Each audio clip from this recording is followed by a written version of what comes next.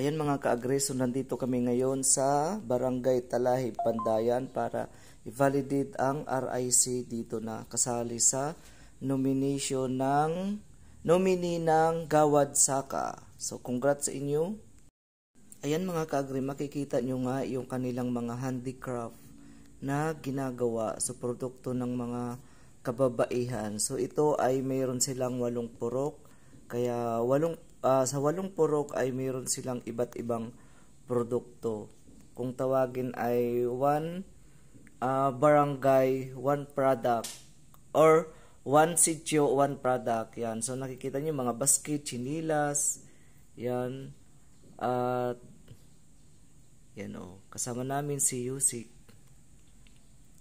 Nilo. Yan. At siyempre yung team, yung mga ano natin, mga panel natin dyan.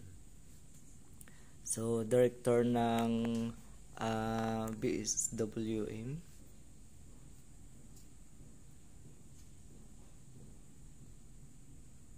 Ayan.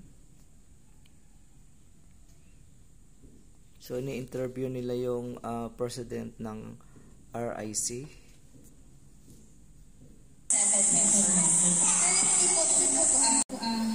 Members natin. At pwede pong pakikwento nyo naman kung paano po lumaki yung membership ng inyong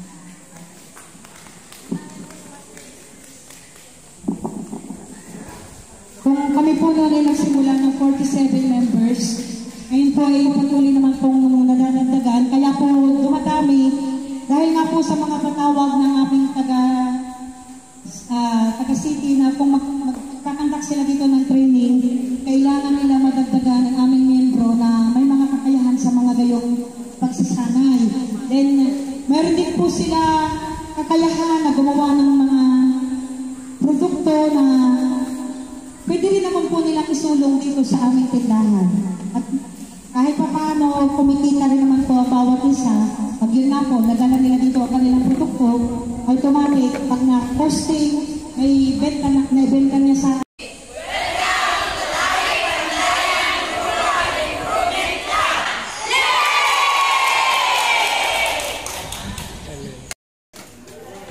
Ang bango.